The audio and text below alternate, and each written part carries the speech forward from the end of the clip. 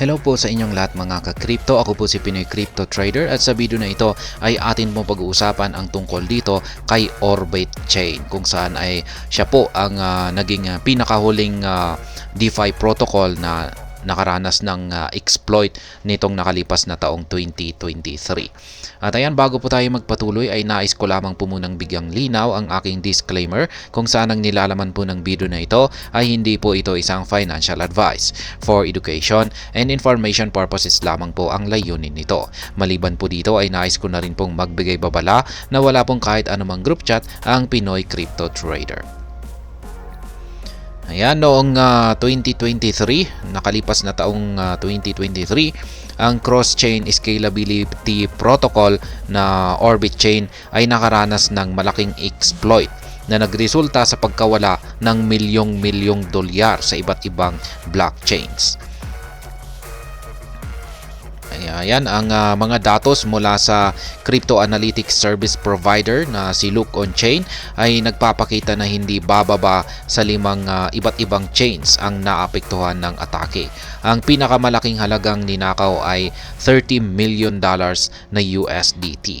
Karagdagan pa, may kabuuang 9,500 Ethereum na nagkakahalaga ng humigit kumulang $21.6 million ang ninakaw na rin.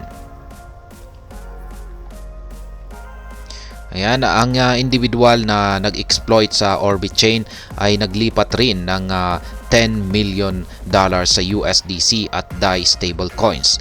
Pati na rin ang 230.88 na Wrap BTC na nagkakahalaga ng humigit kumulang $9.8 million noong panahon ng hack. Ayan po ang aktual na tweet rito ng Look On Chain. Ayan, yan po yung mga amount na nagawang nakawin ng hackers dito. Diyan na rin po yung kanilang screenshot sa mga kanilang isinagawang mga transactions.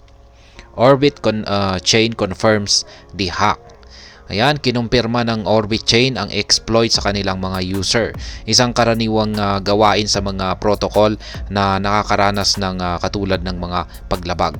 Naganap ang hack sa pamamagitan ng hindi nakikilalang access sa Orbit Bridge noong 8:52:47 PM UTC nitong nakaraang araw lamang. Ayan, habang isinasagawa ng protocol ang isang malawakang pagsusuri upang maunawaan ang pangunahing sanhi, kinumpirma nito ang patuloy na koordinasyon nito sa mga international na ahensya ng batas.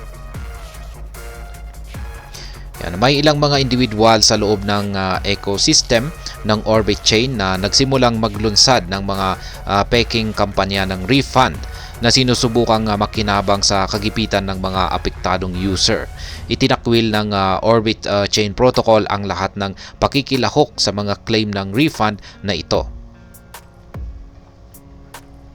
Yan, sa isang post-hack na pagsusuri, inihayag ng Orbit Chain na ang attacker ay nag-seed ng unang ETH liquidity gamit ang Tornado Cash, isang crypto mixing tool na sanction sa US. Yan, natukoy ng Orbit Chain ang hindi bababa sa 6 na mga address na ginamit ng hacker upang tanggapin ang mga ninakaw na pondo at hindi bababa sa 8 mga address kung saan ipinadala ang mga ninakaw na pondo. Yan, President for the Industry. Ang atake sa Orbit Chain ay naglilingkod bilang paalala na ang DeFi at mas malawak na blockchain ecosystem ay hindi immune sa mga cyber criminal. Ayan, noong nitong nakalipas na taong 2023, isang serye ng mga atake ang naitala na nakakaapekto sa mga decentralized exchanges or DEX tulad ng OKX DEX at mga bridge tulad ng HECOS. Nawala ang higit sa 346 bilyong SHIB noong November lamang. Ayan, nakalipas na November. Sa buwan na rin na ito ay isang ulat ang nagsasabing higit sa $290 million ang ninakaw mula sa mga crypto projects. Kaya yan, laki po talaga ng amount na mga nahack nitong nakalipas na taong 2023. At ayan, pagdating naman po sa aking sariling opinion ay unahin po natin sa price fluctuation. Yan, ang halaga ng Orbit chain ay maaring makaranas ng malalaking pagbabago.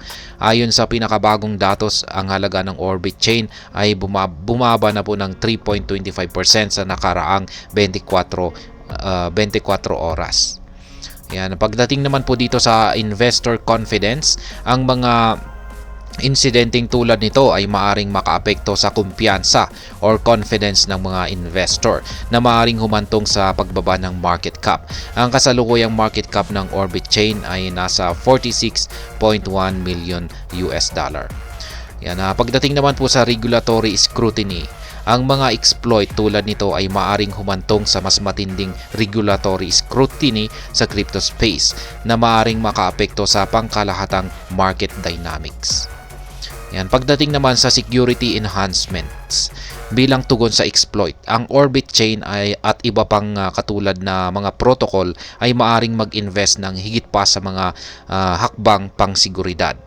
Ayan, na posibleng magpataas sa mga operating cost, sa kanilang mga operating cost.